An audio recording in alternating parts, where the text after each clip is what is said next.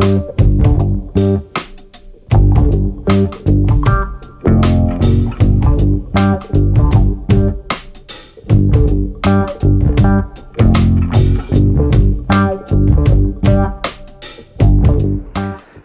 iyi günler diler. Yeniden herkese merhaba. Görüşmeyeli umarım hepiniz iyisinizdir. Sorularınıza yanıtlar serisiyle karşınızdayız yine. Bugünkü sorunuz buluşçu çocuklar. Şunu demek istiyorsunuz. Bu buluşçu çocuklarla zeki çocukları ayırıyorsun.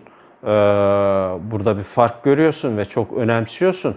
Büyük hedeflerinin olduğunu söylüyorsun.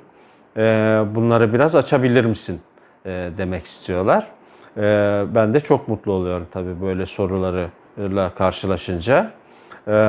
Arkadaşlar evet, buluşçu çocuk ilköğretim sıralarında keşfedilmesi halinde ve bu ülkede kalmasının sağlanması halinde, o beceriyi, o basiretin gösterilmesi halinde üretmiş oldukları fikirlerle çığır açabilirler.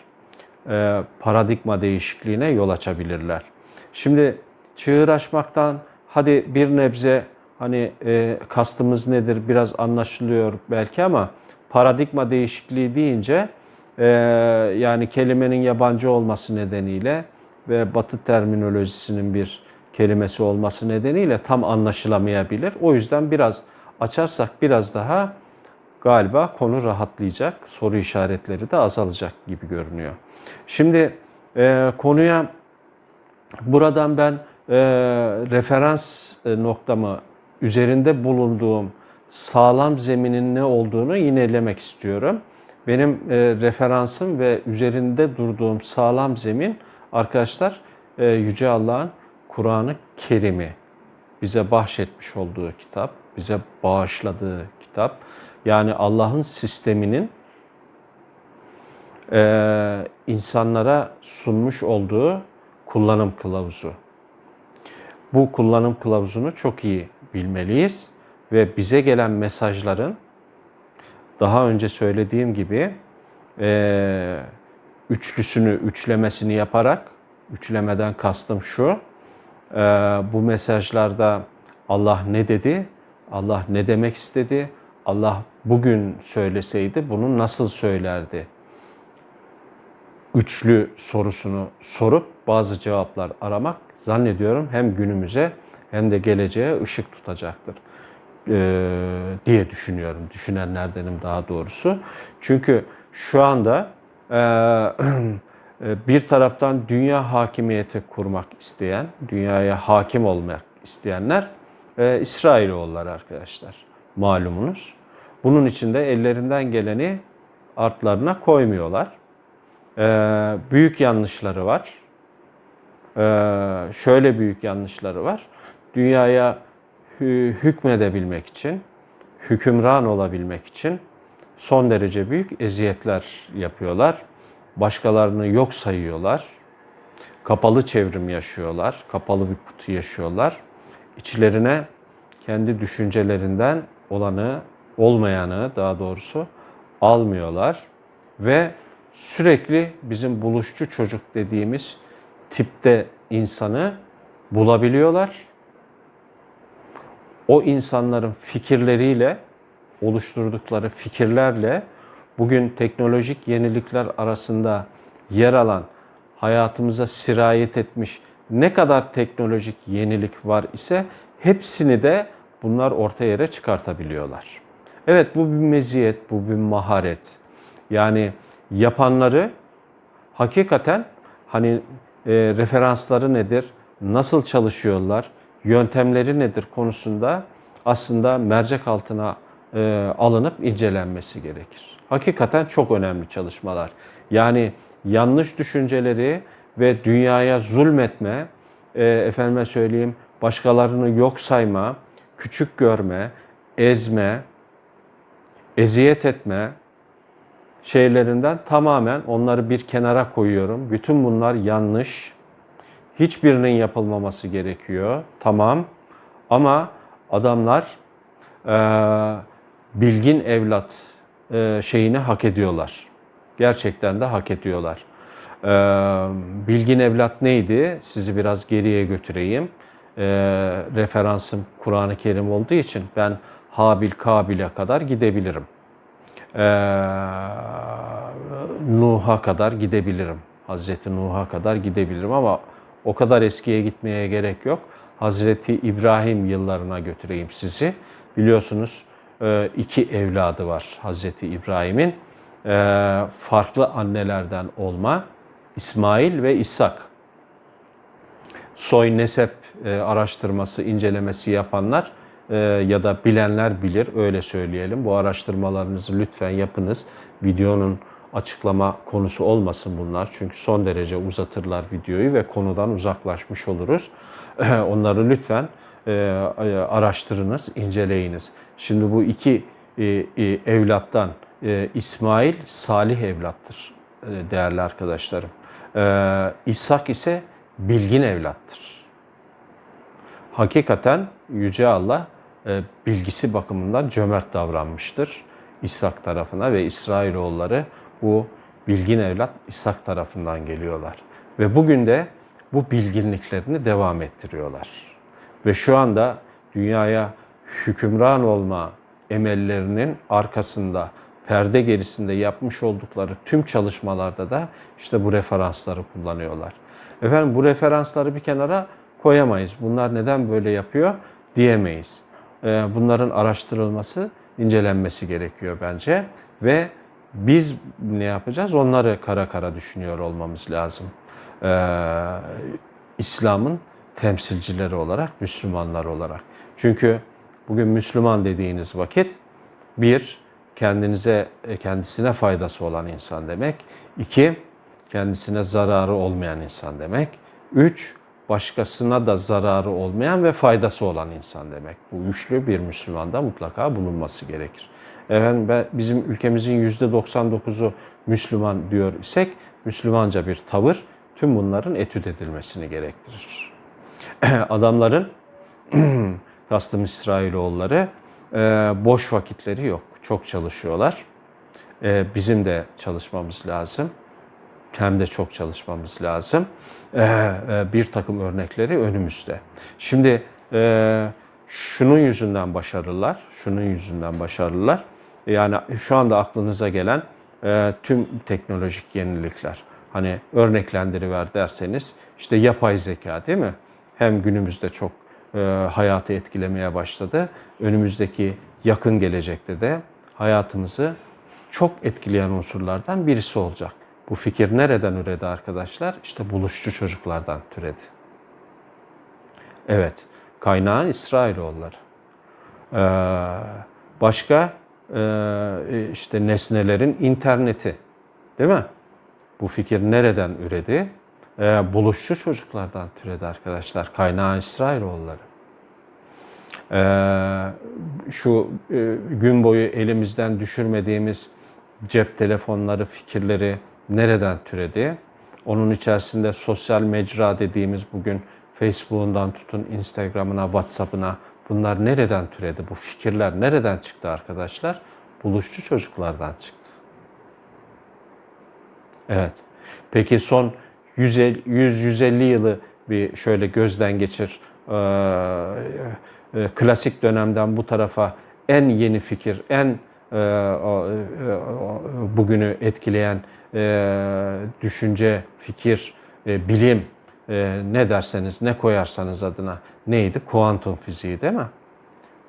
Nereden çıktı arkadaşlar bunun altyapısını oluşturan ve bugün artık yavaş yavaş artık anlaşılmaya başlanan buluşçu çocuklardan çıktı. Bugün epigenetik diye bir şey var değil mi? Birçok bilgi çöp oldu epigenetik çıktıktan sonra.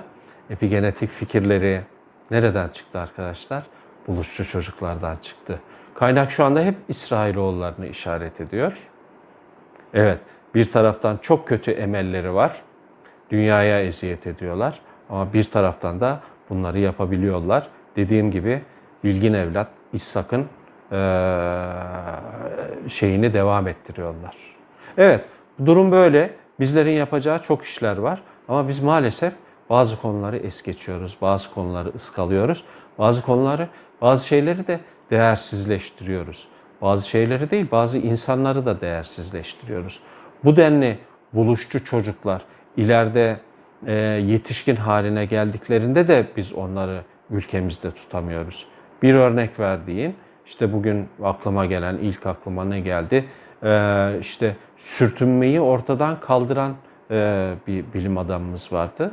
Değil mi? Hatırlıyorsunuz. Şimdi nerede? Amerika'da. Oraya hizmet veriyor. Amerika faydalanıyor ondan. Arkadaşlar, bugün tüm sınavlarda, teknik sınavlarda, fizik sınavlarında ne derler? Normal şartlar altında. Değil mi? Biz gerçi hayatımızda hoş, normal bir şart göremedik bugüne kadar ama sorularda halen öyle geçer. Normal şartlar altında. İzah et dersiniz. İşte sürtünmenin olmadığı koşullarda diye geçer mesela. O denli önemlidir. Yani sürtünme bu dünyanın tüm enerji dengelerini etkileyen bir unsurdur. Bir bilim adamımız çıktı, dedi ki sürtünmeyi ortadan kaldırabiliriz. Değer vermedik ve şu anda Amerika'da. Bizim ülkemiz faydalanamıyor bundan. Efendim 5G, 5G'nin fikir babası Türk'tür. Trilyonlarca dolar verilmiştir fikre. Bu arkadaşımız nerede?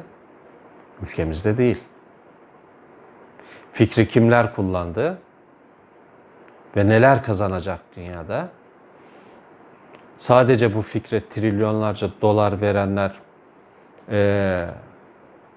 çok daha fazla trilyonlarca dolar kazanmayacaklar mı zannediyorsunuz? Hepsi neydi? Bir fikirdi. Hepsi neydi? Hepsi bir buluşçu çocuktu işte. Buluşçu çocuk fikri ortaya koyabilen ve işte tüm dünyanın yaşantısını, yaşama biçimini değiştirebilecek ölçüde fikirler ortaya koyabilen çocuk demektir. Düşünebiliyor musunuz önemini? Yani şöyle bir gözden geçirin. Tüm bunları biz yapsaydık, bugün sadece bir fikirden trilyonlarca dolar kazanan bir ülke ekonomide 21. sırada olur muydu? Her zaman söylüyorum, bizim yerimiz, biz daha güzel bir yaşantıya layığız. Daha güzel yaşamak istiyoruz, daha refah içerisinde yaşamak istiyoruz. Bunları kim yapacak arkadaşlar? Bizlerden sonra gelecek bunlar. Yani çocuklarımız geliyor arkadan, gençler geliyor arkadan. İşte bunlar yapacaklar.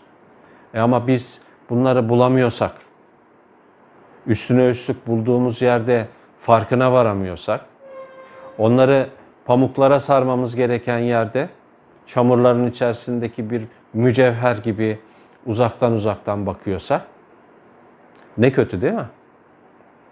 Dolayısıyla evet, Kadem Akademi'nin kurucusu olarak ben başta olmak üzere tüm arkadaşlarımın en büyük hedefi buluşçu çocukların ilkokul çağlarındayken keşfedilmesi ve bu ülkeye kazandırılmasıdır. Efendim, ahir ömrümüzde 1000 çocuk tespit etmiş olalım ve tüm imkansızlıkların içerisinden bir imkan çıkartarak bunların 100'ünün ülkede kalmasını sağlamış olalım. Bu gurur tablosu bize yetecektir zaten ahir ömrümüz için. Evet, geriye bırakacağımız şeyler işte bunlardır. Biz geriye bir iz bırakmak isteyenler ve geleceğe de bir mesaj vermek isteyenler ve geleceğini daha güzel hale getirmek isteyenleriz. O yüzden armudun sapıydı, üzümün çöpüydü veya başka şeylerdi vesaire. Bizim boş geçirecek zamanımız yok arkadaşlar. Biz tüm sorulara cevap verebiliriz fizyonomist olarak. Fizyonominin burada çok önemli bir durağı ve çok önemli bir rolü vardır. Unutmayınız bunu.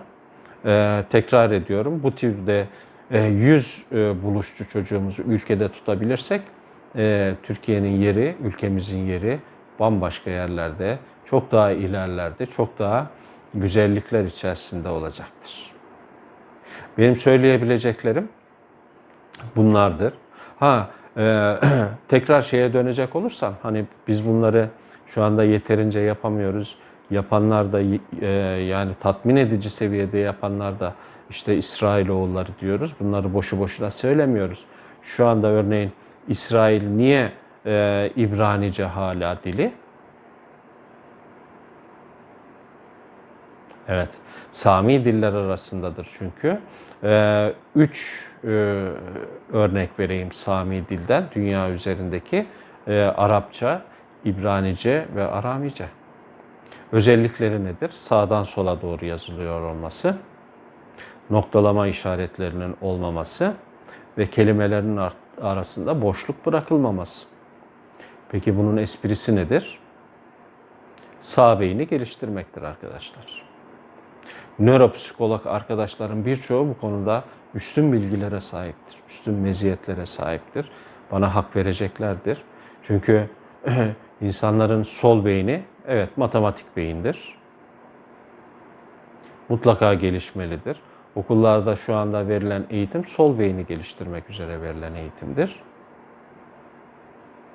Ama mutlaka buluşçu çocuk için sağ beynin mutlaka geliştiriliyor olması lazım. Bakınız adamlar bu dilden vazgeçmemelerinin başlıca sebeplerinden bir tanesi budur. Çünkü böyle bir dilde Kur'an-ı Kerim niçin Arapça inmiştir? Arapça kutsal bir dil olduğu için değil, Sami bir dil olduğu için. Neden? Sağdan sola bir yazımda kelimeler arasında boşluk bırakmadığınız vakit, noktalama işaretleri yapmadığınız vakit oraya odaklanmak zorunda kalırsınız. Son derece basit bir prensip üzerine kuruludur. Evet, her şeye kutsiyet atfetmek çok doğru olmayabilir. O yüzden bunları etüt ederken mutlaka cebinize koyacağınız şeyler arasında mutlaka yer alsın. Bakın sadece dil bakımından konuşuyorum ben bunu. Böyle bir dilde odaklanma çok daha yüksektir. Niçin odaklanılmasını istiyor? Demek ki konular daha iyi öğrenilebiliyor. Değil mi? Evet. Altında bunların bambaşka şeyler aramanın hiçbir manası yoktur. Kimseye de bir faydası yoktur. Dolayısıyla etütleri akıllıca yapalım lütfen. Tüm bunlar hakkında lebiderya bilgi vardır. Lebiderya bilgi vardır. Ama bizim bu bilgiyi nasıl kullanacağımız önemlidir. Tüm fizyonomik faaliyetlerde de biz bu sunumu nasıl yapacağız? Dikkat ederseniz daha hala efendime söyleyeyim klasik el gösterimlerine, klasik sima gösterimlerine girip de daha oralara bile gelmedik. Bakınız 25-30 video geçti. Hala kendimize sağlam bir zemin sağlamaya çalışıyoruz şu anda. O yüzden lütfen eleştiriler yapılırken yapıcı eleştiriler başımızın üzerinde yeri vardır. Onlardan her zaman faydalanırız. Ama yıkıcı eleştiriler hakikaten kimseye bir faydası yoktur. Baltanın sapı gibidir. Yani en sonunda biz de onu söyleriz. Ne demiş? Baltayı ağacın gövdesine indirince ağaç, sapı bizdendir demiş. Biz de öyle bakarız. Yani bize yıkıcı eleştiriyle gövdemize balta saplayanlara hani baltası bizdendir deriz. O yaralı halimizle devam ederiz. Ama inanınız büyük hedefler göz önünde bulundurulduğu vakit en büyük hedef hele buluşçu çocuklarımızın bu ülkeye kazandırılması olacaksa inanınız tüm samimiyetimize güvenebilirsiniz. Bunları eğer yapabiliyor olursak biz neticede bir yöntemdir. Biz burada bakın çok uzun uzadıya da konuşabiliriz. Sabahlar olmaz konuşursak. Neticede bir yöntemdir. Yöntem ne işe yarar? İnsanı daha iyi tanımaya yarar. Eğer insanı daha iyi tanıyabilirsek buluşçu çocuk mu değil mi en azından onu anlayabiliriz. Geçtim öbür taraflarını. Hani onca şey konuştuk bakın şu ana kadar en az 25-30 video boyunca onca şey konuştuk.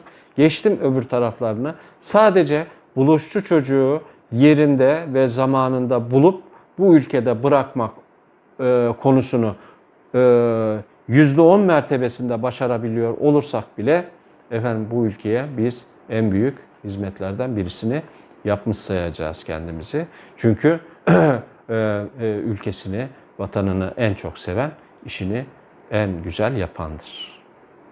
Evet. Bize sosyal medyadan ulaşabilirsiniz. Videonun altında web sitemizin adresini mutlaka bulacaksınız. Web sitemizden bizlere ulaşabilirsiniz. Lütfen es geçmeyiniz, ıskalamayınız. Söylediklerimize birazcık zamanınızı ayırıp kulak veriniz. Niyetimiz halistir. Hiç kimsenin endişesi olmasın.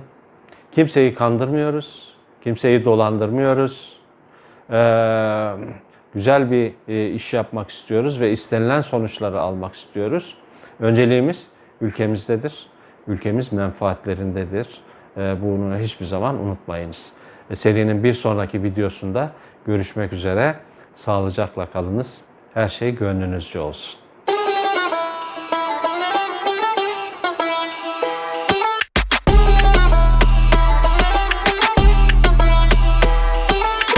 Artlist.io